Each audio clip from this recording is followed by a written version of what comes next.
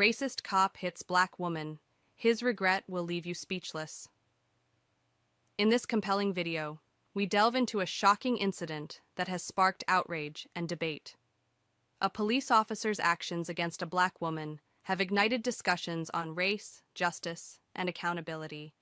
This situation exposes deep-rooted issues within law enforcement and society at large, urging viewers to confront uncomfortable truths. If you are enthusiastic about this narrative, please inform us. If you appreciated the video, press 1. If not, select 0. Your feedback genuinely motivates me to collect additional uplifting and significant narratives. Twinkled on every corner. The locals were preparing for the holiday season, excited about family and friend gatherings. Yet, amidst this vibrant scene, a tense and controversial encounter was about to change a woman's and her son's lives forever. Grace Johnson, a woman in her 30s, was a single mother to 13-year-old Peter. She wasn't particularly well known in the community, but she was deeply loved for her calm demeanor, resilience, and kindness. Grace was always concerned about the well-being of those around her and worked tirelessly for a better life for her son. As a devoted mother, she worked hard to raise Peter, teaching him to be kind and strong. Grace had faced many challenges in her life. After her divorce, she took on all the responsibilities of raising Peter independently and dealing with financial and emotional struggles to create a warm and loving home. Despite everything, Grace always kept her faith in herself and the values she instilled in her son. She believed that in a society full of difficulties and discrimination, patience and strength would help her overcome all challenges. Before becoming a single mother, Grace was a black belt karate athlete, which helped her build both physical and mental strength. Her years of training shaped her body and taught her patience, discipline, and how to control her emotions in tense situations. She understood that sometimes strength doesn't just come from muscles, but also from a calm and peaceful soul. Though life presented many challenges, Grace always worked hard to maintain a stable life for Peter. She taught him lessons about fairness, courage, and, most importantly, respect for others. During their shopping trips or community events, she would emphasize that everyone deserved to be treated fairly, regardless of race or background. However, life was not always easy. Grace knew that the world outside could sometimes be unfair, especially for people like her and Peter. A single mother with a son, living in a society still filled with deep prejudices and racism. She never imagined facing even greater challenges, but everything would change one seemingly ordinary day. One day, after a seemingly successful shopping trip, Grace and Peter were loading their shopping bags into the car. The peaceful winter air was suddenly shattered by the sound of a police siren. A police car with flashing lights parked right next to them, followed by a loud announcement from the loudspeaker. Grace turned around in surprise, squinting against the sunlight reflecting off the car windows. She thought something might be wrong, but she had no idea what awaited her. A middle-aged officer, Jack Miller, stepped out of the car with a firm, confident stride, but his face showed a cold, unsettling expression. Jack Miller was no stranger to the people of Fair Haven. He had worked as a police officer in the area for many years and was notorious for his racist behavior and hostility toward minority groups. While many locals felt uneasy seeing him, his position of power made him believe he could do whatever he wanted without fear of criticism. Rumors about him frequently circulated in the community, that he didn't like black people and always found ways to make life difficult for those who were different from him. Grace had never faced a situation like this before. She had lived in Fair Haven for years, and although she knew there were underlying societal issues, she had never experienced direct discrimination or injustice herself. But now, as she saw Officer Miller stepping out of the police car, Grace could feel a chilling atmosphere settling around them. Miller walked toward them with an air of challenge. "What are you doing here?" he asked, his voice harsh, with no hint of kindness. Surprised by the officer's sudden appearance, Grace tried to remain calm. She turned to Peter, noticing the worry etched on his face, but Grace knew that in moments like this, staying composed was the most important thing. She smiled gently and explained, "We've just finished shopping. There's nothing unusual going on." Miller stared at her, narrowing his eyes as if trying to determine whether she was telling the truth. "Do you have any ID? Show me your ID." His voice became colder and more aggressive. Grace was taken aback by this request. She couldn't understand why she, a woman simply out shopping, was being asked to show her papers. She had never faced such treatment before, especially in a neighborhood like Fairhaven, where she had lived for so long. "I haven't done anything wrong. I was just shopping normally," Grace replied, keeping her calm, though inside she was starting to feel anxious. Miller didn't listen to her explanation. "You seem suspicious," he said, his gaze filled with doubt. "I need to check your ID immediately." These words hit Grace like a punch in the stomach. She couldn't believe what she was hearing. It felt like an unsettling wave of anxiety rising within her. She had done nothing wrong, but now she was facing a police officer who seemed ready to make false assumptions. All she wanted was to go home with Peter and finish their peaceful shopping trip. Peter stood by, holding his phone, his eyes still focused on the officer with concern. He could feel the tension in the air and knew things were escalating. Seeing his mother being threatened, Peter quickly pulled out his phone and started recording the scene. Even though he was young, he understood the importance of capturing everything in situations like this.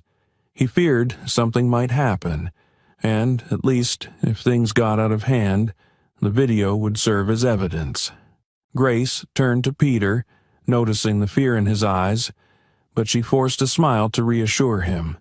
"Keep the phone there. I'm fine," she whispered, though inside she was anything but fine. Miller paid no attention to Peter's intervention. He just stared at Grace with a challenging look, as if testing whether she would bow to his authority. With his demeanor becoming more aggressive, he took a step closer to Grace, unexpectedly yanked her arm, and said, "I told you to show me your ID right now. I don't have time for this questioning game." Grace felt those words like a sharp blow to her heart. She knew she hadn't done anything wrong, but the attitude of this officer was becoming increasingly dangerous. In her mind, terrible images began to flash. Was she going to be arrested for no reason? What would happen to Peter if things spiraled out of control? She couldn't let this situation escalate any further. She looked down at Peter's phone in his hand, realizing that he was recording, the light from the screen casting a glow on his face where the worry was visible. Peter stood next to his mother, his hands trembling, but he was determined to keep the camera rolling.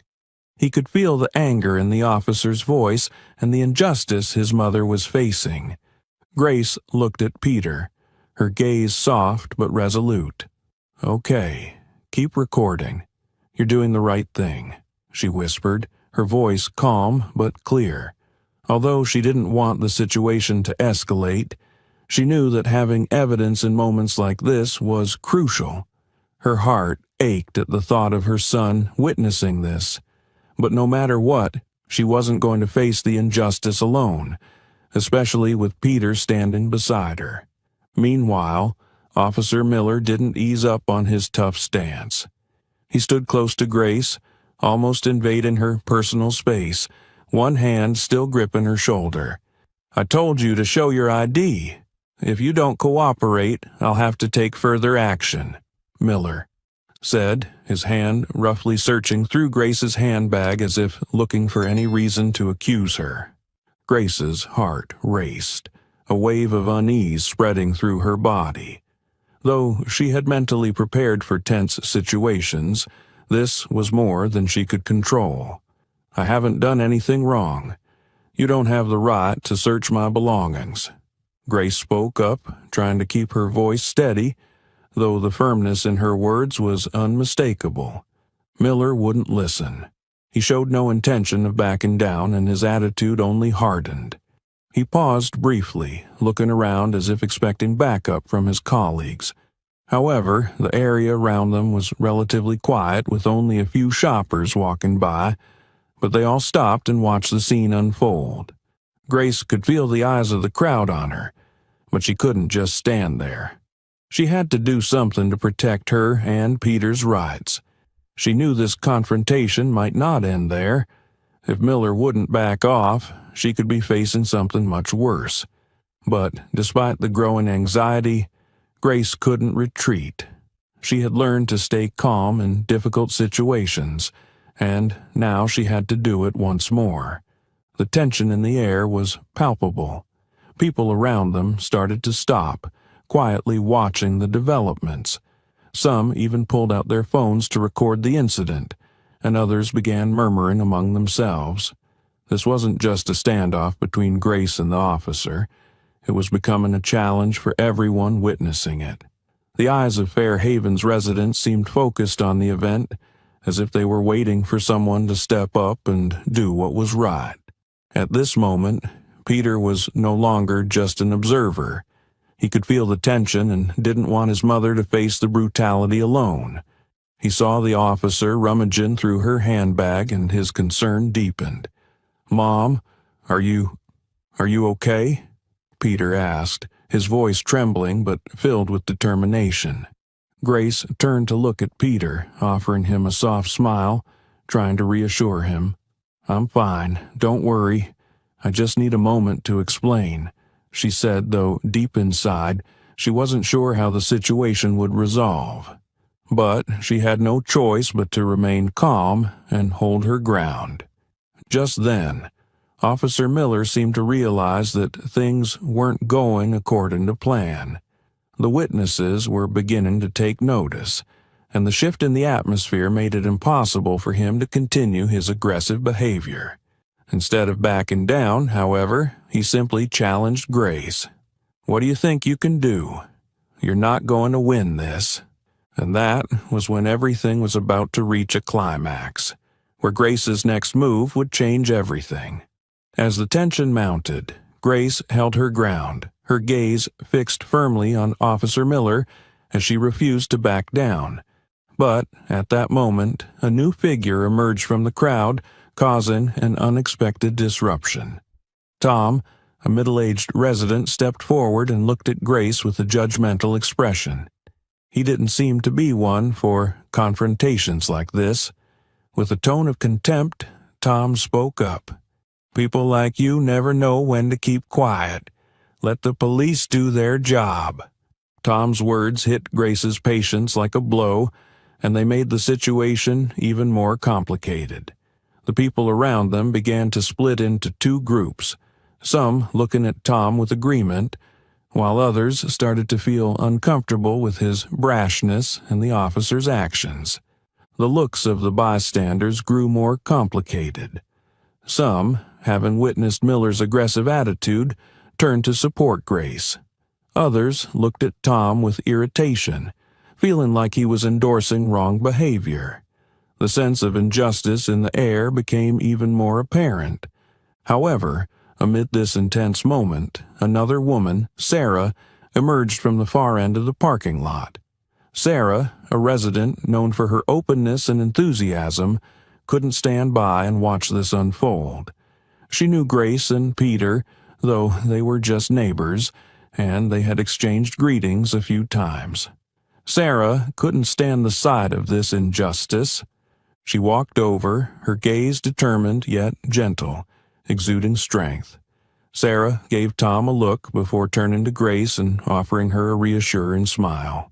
"Grace, stay calm," Sarah said in a gentle but firm voice. "Don't let them hurt you.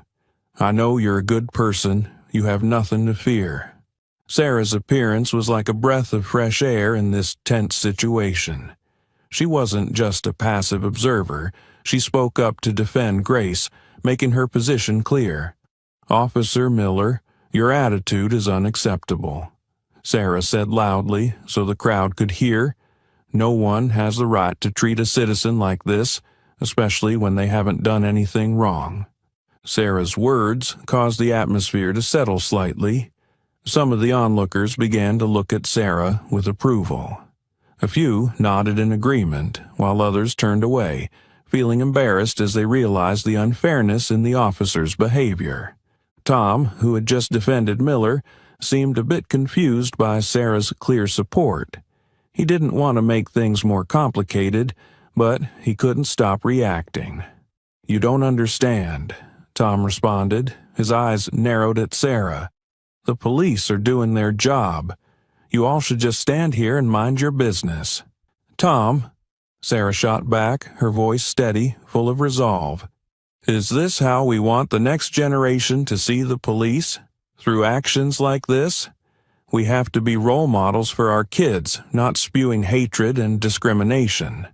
The change in Sarah's attitude began to draw the attention of others around them. A few more people started to speak up in support of Grace, and the situation began to shift.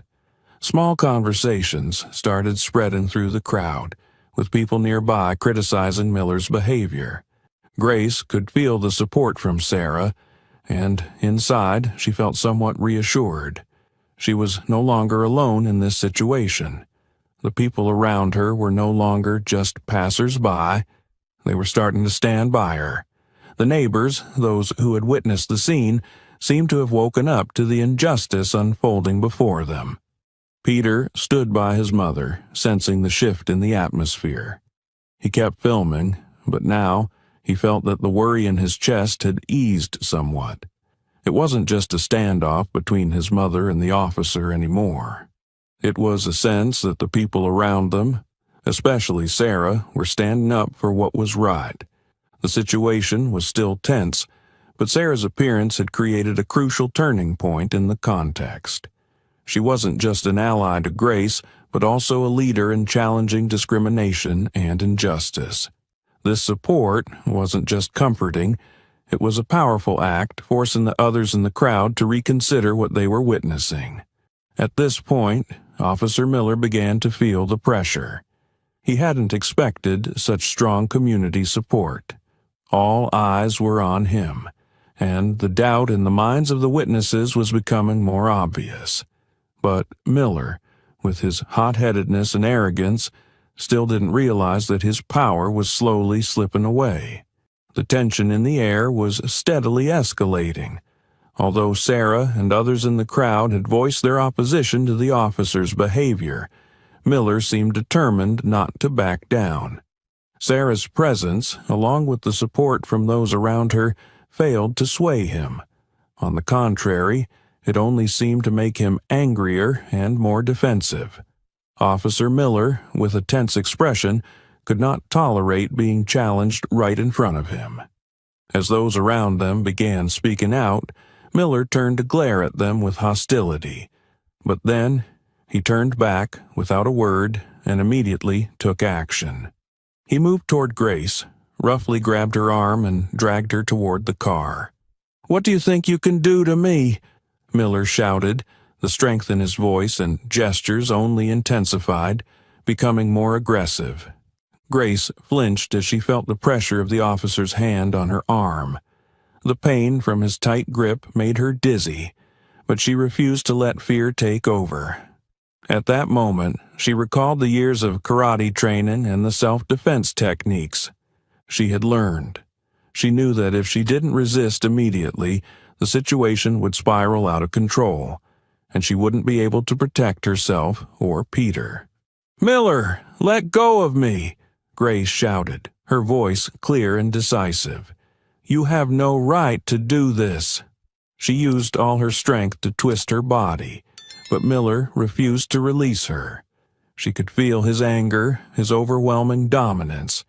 But even though her body was being pulled toward the car, her mind remained sharp and alert. Peter, though standing not far from his mother, could do nothing but record the video. He saw his mother being yanked away and couldn't control his emotions. "Mom! Mom!" Peter cried, his eyes red and filled with worry and fear. He wanted to run over, to do something to help her, but he knew he couldn't. He couldn't let things get out of hand, and he couldn't make the situation worse. Grace, although terrified, did not let the fear take over. She took a deep breath, trying to remain calm. She had been through many challenges in life, and this was not the first time she had to face a threat. She had learned to use both her physical strength and mind to protect herself, and now she would need to do it once again.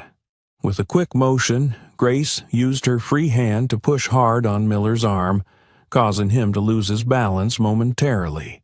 She then fought back more forcefully, twisting her body and using the arm-locking technique she had learned in karate to escape his hold. But as soon as she made this move, the officer yelled in anger, "Don't resist!" He yanked her harder, this time not only grabbing her arm but also shoving her against the car, making her feel the force of the impact. Grace felt pain, but she did not back down. For her, this was not just a struggle for herself, but also a fight for her son's rights and for everyone who had suffered from discrimination and oppression. "What right do you have to treat me like this?" she screamed, her voice firm and full of strength. "I'm not a criminal. I haven't done anything wrong."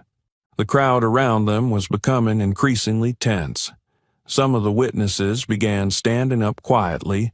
Some took out their phones to record the scene. Others began whispering to each other, unable to bear the injustice Grace was facing. Sarah, although standing at a distance, could no longer stand by. She quickly walked toward them but hesitated, fearing that getting involved now might escalate the situation further. Peter, seeing his mother treated this way, felt a surge of anger rise within him. He could no longer stand there doing nothing. He moved closer, knowing that he couldn't do much, but he had to show that he wasn't afraid, that his mother wasn't alone. "Mom, you're okay," he shouted, trying to maintain his composure despite his intense fear. The atmosphere in the parking lot seemed to freeze. All eyes were on Miller, Grace, and Peter. The whispers grew louder, and at that moment, Miller began to feel a shift in the air. This was no longer just a confrontation between him and Grace. It had become a confrontation with the community. Miller still wouldn't back down, but his confidence was beginning to wane. Everything was slowly spiraling out of his control.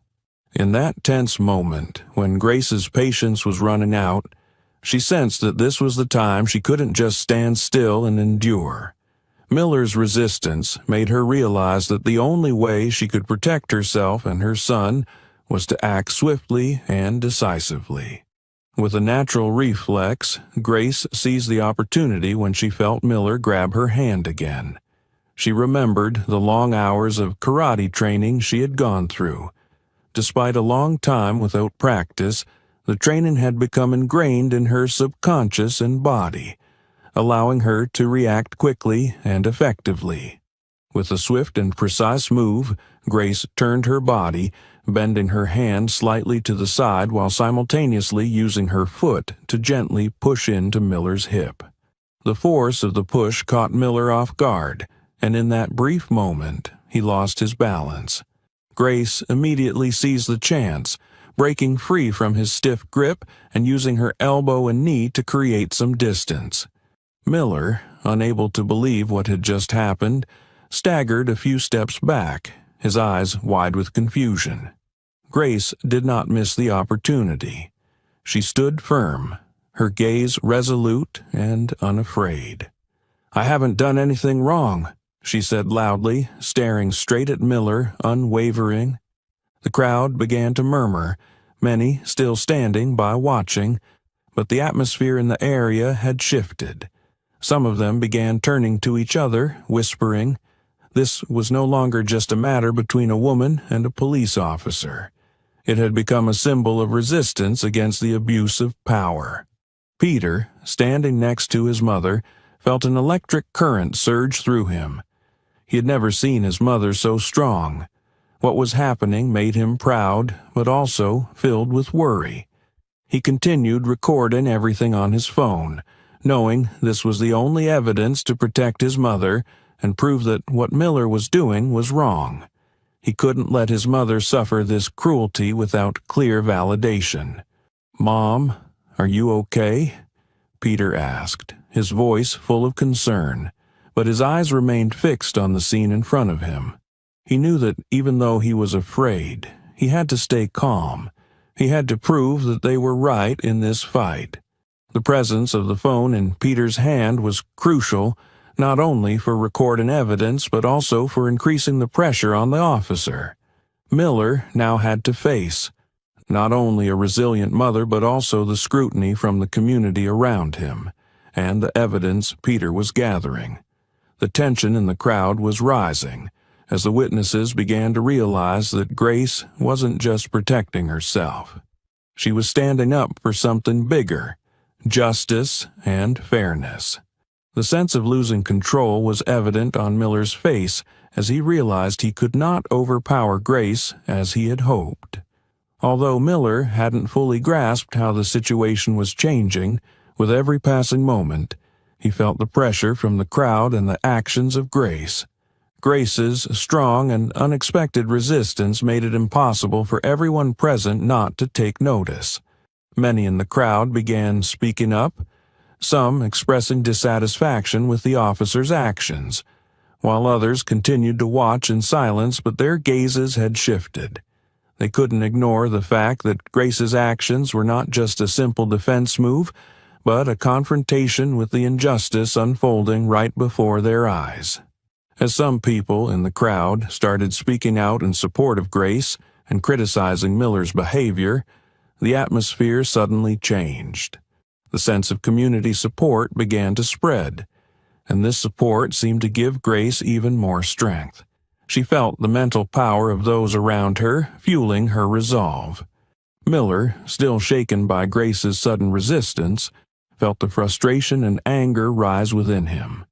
He stood upright, one hand on his head, the other relaxed by his side. The officer no longer had the same confidence as before, his eyes full of anxiety, realizing that Grace and the community would not be easily subdued. Though he still tried to maintain composure, the signs of his unease were becoming more evident. The entire crowd now understood that this confrontation was not just a struggle for Grace, but a battle for power, fairness, and the rights of every individual in society. Miller's face turned bright red with anger, his eyes flashing with hatred and wounded pride. He could not bear being defied by a woman. The tension in the air thickened as he realized that it wasn't just Grace, but the whole community, who was beginning to turn against his actions. Refusing to lose in this confrontation, Miller decided to use more force. He pulled the baton from his belt, the long metal rod gleaming in the afternoon light. The sound of clang rang out as he drew the baton, and the silence in the crowd made it clear that the situation was about to become extremely dangerous. "Don't think you can beat me," Miller yelled, his voice full of rage, before swinging the baton towards Grace. A sense of fear swept through the crowd. Many people held their breath, unable to believe that the police officer was about to use force against a woman and her son.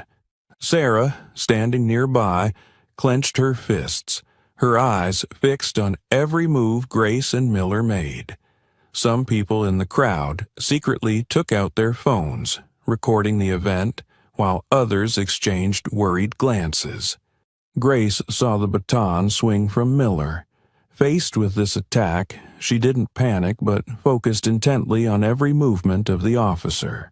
Over the years of karate training, she had learned how to react quickly and handle pressure in any situation. Now was the moment for everything she had learned to come into play.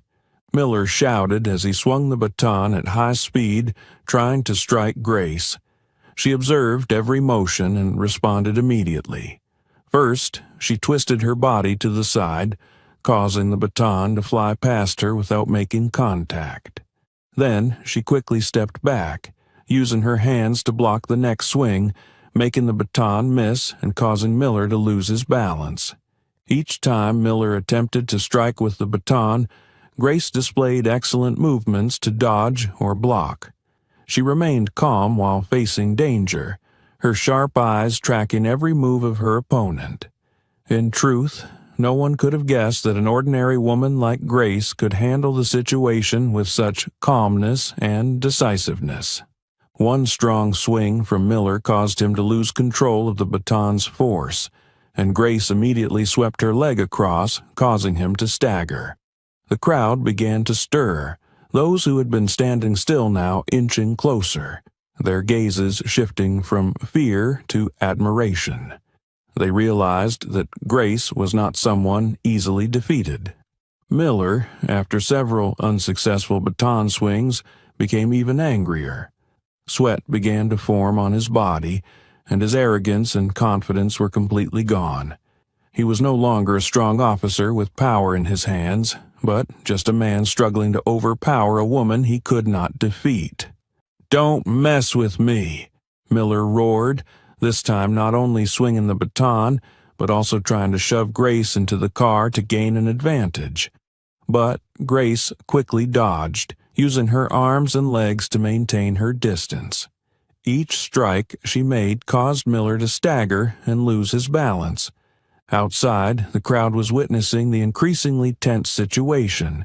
Miller's shouts, Grace's heavy breaths, and the sounds of baton strikes against the air created a scene full of tension. No one remained silent. Some started calling for other police officers, some hurried to record videos, and many began shouting their support for Grace. Peter stood right next to her, his phone still tightly gripped. He witnessed everything, unable to believe his eyes as his mother resisted so strongly, facing the violence of a police officer. Though worried, his mother's resilience inspired him, and he knew he had to keep recording everything to ensure that justice would prevail.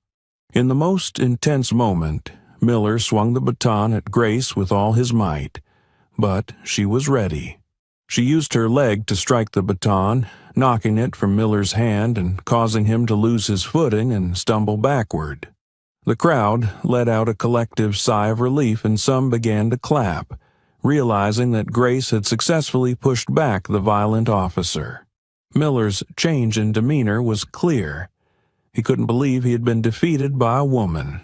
A sense of shame and failure surged within him, but he also knew that his career and reputation would never be the same if he didn't stop now. Miller staggered backward after the strong counterattack from Grace, his eyes flashing with both anger and confusion. The crowd, which had been silently observing, now began reacting more visibly. A few people, no longer able to stand idly by, began speaking up in support of Grace. "That's right. Stand up for yourself," a young man yelled from behind the crowd, raising his phone to record the whole situation. Others followed suit, the sound of camera shutters and the flashes of phone cameras lighting up the area. An elderly woman, standing near her car, shook her head in disbelief. "How shameful! A police officer acting like this?" she shouted, drawing the attention of those around her. Support for Grace in the crowd started to increase.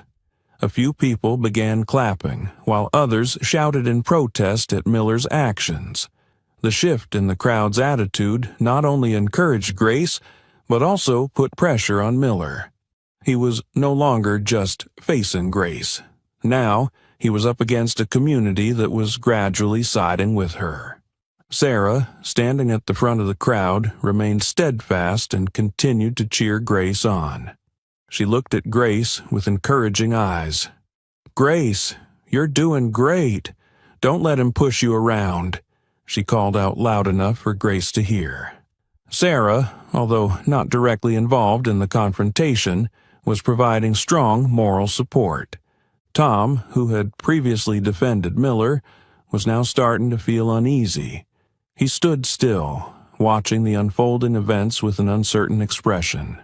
At first, Tom believed Miller was just doing his job, but after seeing his actions, especially the use of the baton to attack Grace, Tom realized that things were not as he had thought. Tom slowly moved closer to Sarah, his gaze filled with doubt. I think I was wrong," he admitted, his voice lowering. "I didn't think it would go this far. The police shouldn't be doing this." Sarah turned around, her eyes softening as she saw the change in Tom's attitude. "Recognizing the mistake is a good thing, Tom, but what matters now is what we do to fix it," she said calmly but firmly. "We can't stand by and let this continue." Tom nodded, as if Sarah's words had awakened something in him. He pulled out his phone and began recording, just like many others in the crowd. This small action marked an important shift in his perception. Meanwhile, Grace stood firm, her breath heavy but her gaze still determined. She could feel the support from those around her, and it gave her strength. She looked at Peter, who was still recording with unwavering focus. "I'm fine, Peter. Keep filming," she said, her voice still strong even as her body began to tire. The crowd continued to cheer for Grace, and this support was not just encouragement, but a reaffirmation that she was not alone in this fight. The cheers, the words of encouragement, and even the change in attitude from people like Tom painted a clear picture. This was not just a confrontation between Grace and Miller, but a battle between injustice and justice, between abuse of power and courage. Miller, realizing that the situation was shifting, began to feel the pressure weighing on him. The arrogance in his eyes faded, replaced by concern as he realized he no longer had control of the situation. But instead of stopping, he continued to try to reclaim his power, unaware that he was only digging himself further into a corner. The tension between Grace and Officer Miller showed no signs of easing, and the situation was spiraling further out of control. The crowd around them grew denser. Murmurs of conversation buzzed through the air, and the glowing screens of phones continued to capture the scene. Just as Miller realized he could not escalate his actions further without facing severe backlash, additional police vehicles began to arrive in the distance. The shrill sirens of the approaching patrol cars cut through the tense atmosphere as they screeched to a halt. The newly arrived officers stepped out to witness the scene before them.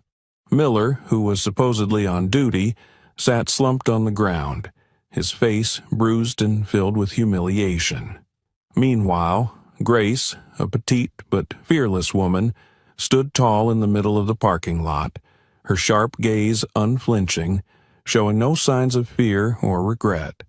The officers, unaware of the full context, exchanged puzzled glances. One among them, dressed in the sergeant's uniform, stepped forward and gestured for the others to hold back. Sergeant Davis, his expression a mixture of authority and concern, surveyed the scene. His eyes settled on Miller before shifting to Grace, who remained composed and unwavering. "Ma'am," Davis began, his voice calm but firm, "can you explain to me what happened here?"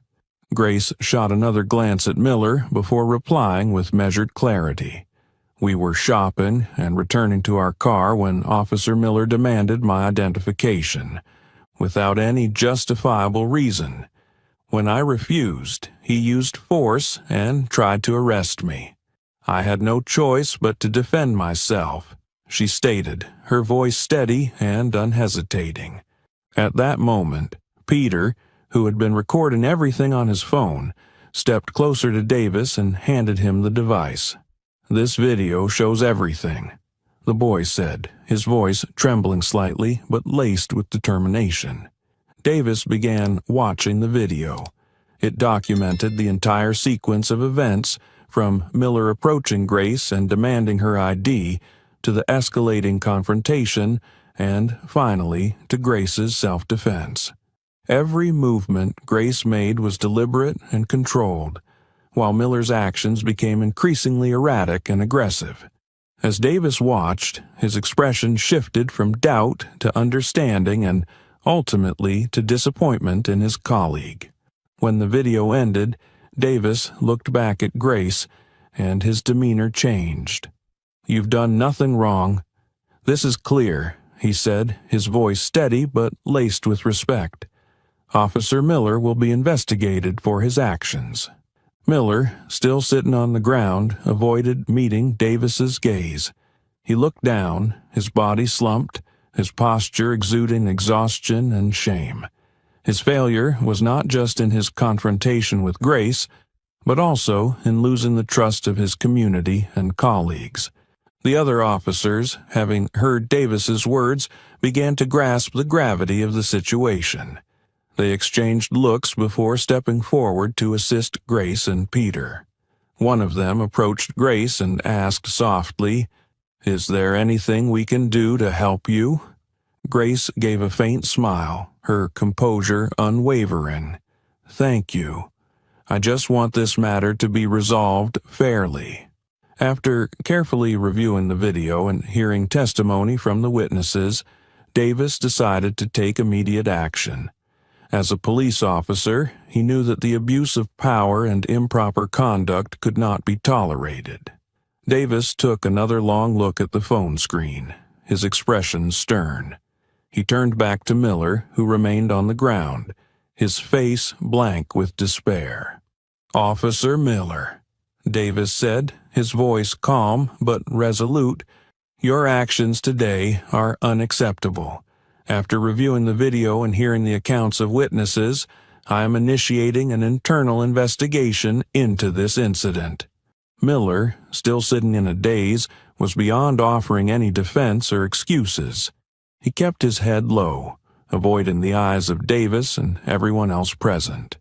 His professional pride was shattered before the public's eyes, and now he lacked the energy to fight back or mask his fear. "Being a police officer doesn't give you the right to act this way," Davis continued, his gaze sweeping across the other officers, who stood at a slight distance, observing the situation. "Effective immediately, Officer Miller. You're suspended pending the outcome of this investigation." The announcement of Miller's suspension landed like a thunderclap, breaking through the thick tension. It was a declaration that shattered any illusion of control Miller still thought he had. Now, there was nothing left for him to cling to. The crowd began moving closer, some murmuring to each other, while others continued recording. Many eyes were fixed on Miller, their expressions a mix of disapproval and disappointment. Some onlookers could no longer contain their outrage and openly voiced their criticism. "He doesn't deserve to wear that badge," one man shouted from the crowd. "We don't need people like him in our police force." Davis heard the outcry but remained focused on his duty. While he was part of the police force himself, he knew that standing up for justice meant holding even his colleagues accountable. Miller, unable to respond, only lowered his head further. He felt crushed under the weight of the public scrutiny, the judgment of his peers, and the silent strength of Grace, the woman whose dignity he had tried to trample. After delivering his verdict, Davis turned back to Grace, his tone softer but no less firm. "Thank you for your patience.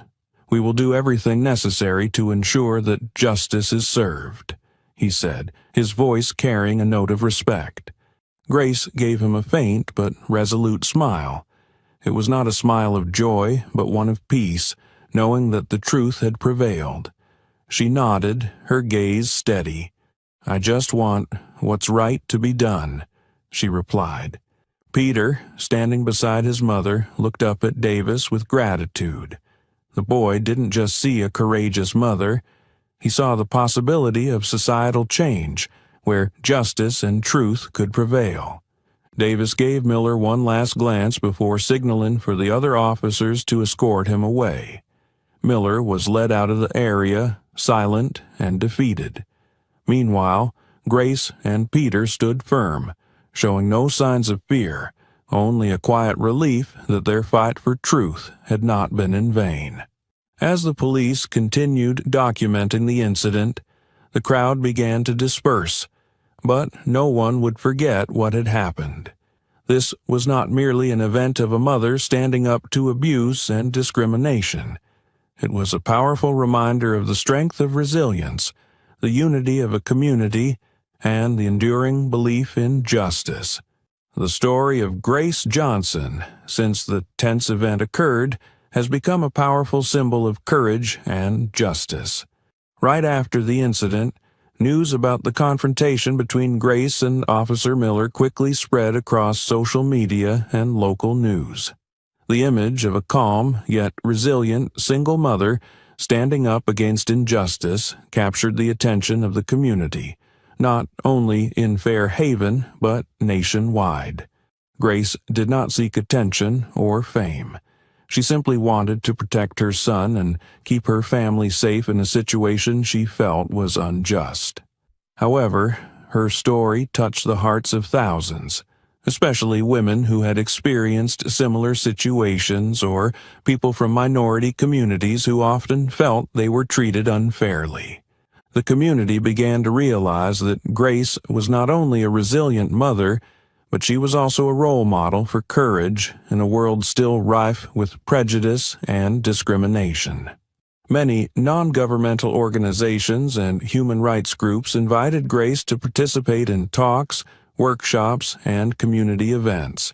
She was invited to schools to share her story with students, encouraging them to stand up against injustice and teaching them about their rights in society.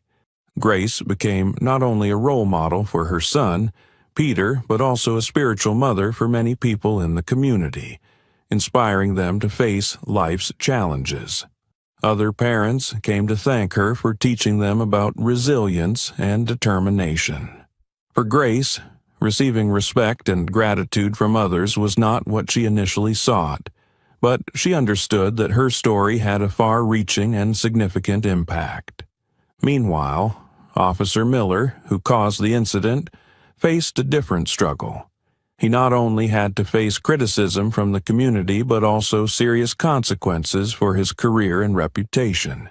After being suspended, he felt the divide between himself and his colleagues, who also began questioning his actions. Miller, although initially frustrated and in denial about his mistakes, could not avoid reassessing his behavior. In a meeting with superiors, after a thorough review of his violations, Miller realized that he had done something wrong and could no longer ignore the issues of racism within the police force. An important part of Miller's self-reflection was participating in ethics and anti-racism training. These classes not only helped him learn about issues of inequality in society, but also provided real-life scenarios, helping officers better understand how they could behave more fairly and humanely in their work.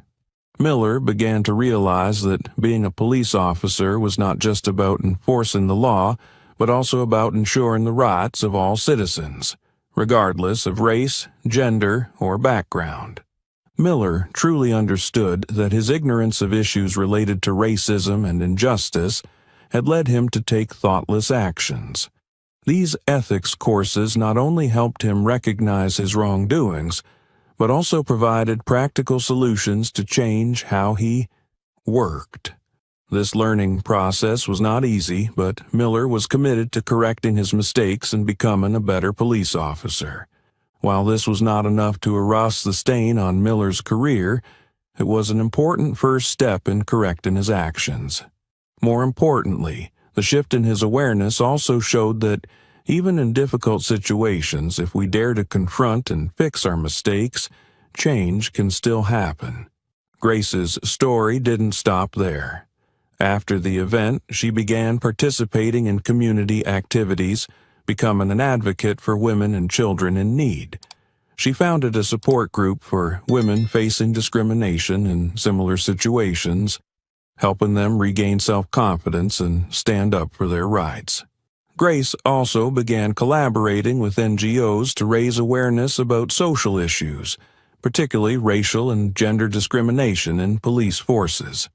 As a mother, Grace always remembered that no matter how tough life got, she had to set an example for her son. She taught Peter about the value of justice, resilience, and how to stand up when seeing something wrong.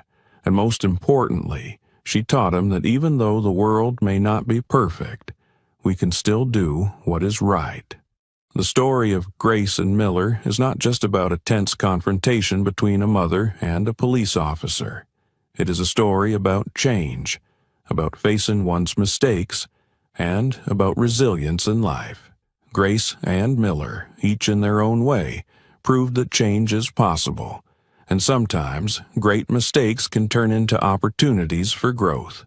Through this story, the Fairhaven community saw not only the strength of a woman facing discrimination, but also the capacity for personal learning and change, even in the face of grave mistakes.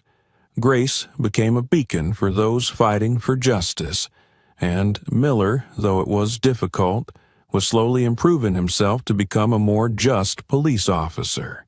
Their story will continue to inspire future generations, reminding us that sometimes we need to stand up not only for ourselves, but for a fairer society.